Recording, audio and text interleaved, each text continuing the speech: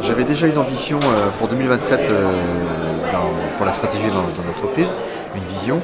Et là, la réunion me donne envie de la mettre un peu plus haut.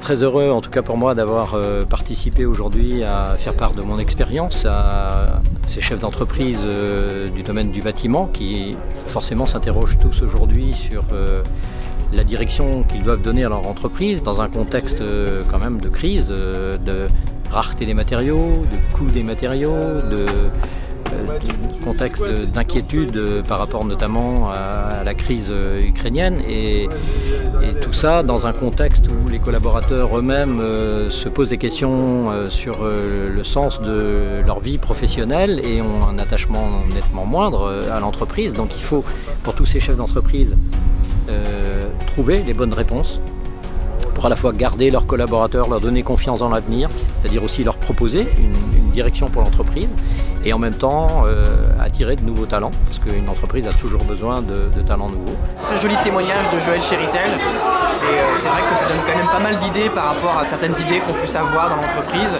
et d'avoir des personnes qui ont traversé d'autres épreuves avant nous. Et je trouve que ça permet de nourrir une vraie réflexion. Les réponses à nos questions de Joël Chéritel ont été vraiment très précises et du coup c'est tout un parcours, toute une expérience en fait qui parle. Beaucoup d'humilité pour une réussite pareille, vraiment très intéressant. Aujourd'hui l'approche de la RSE elle est nécessaire stratégiquement pour l'entreprise. On voit bien qu'il y a une attente aussi bien de nos fournisseurs, de nos clients, mais aussi de nos collaborateurs. Ils nous attendent sur ces sujets-là.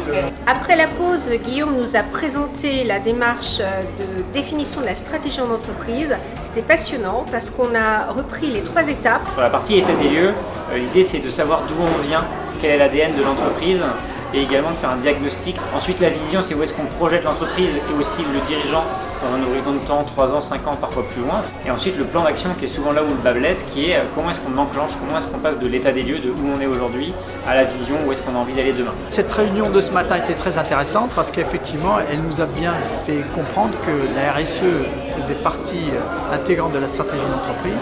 La RSE, on en parle beaucoup et ce que je suis venu chercher aujourd'hui c'est un peu plus de concret, des expériences à partager avec d'autres membres de la communauté et donner un peu de sens à la vision que je pourrais avoir de l'entreprise. C'est aussi ce que je viens chercher sur la communauté RSE, cet échange, ce dialogue. Il y a beaucoup d'échanges. Très simplement, en fait, les gens discutent ouvertement. Les gens se connaissent de plus en plus, donc c'est très intéressant d'avoir le retour des personnes des autres entreprises et on grandit ensemble, en fait, c'est vraiment une communauté.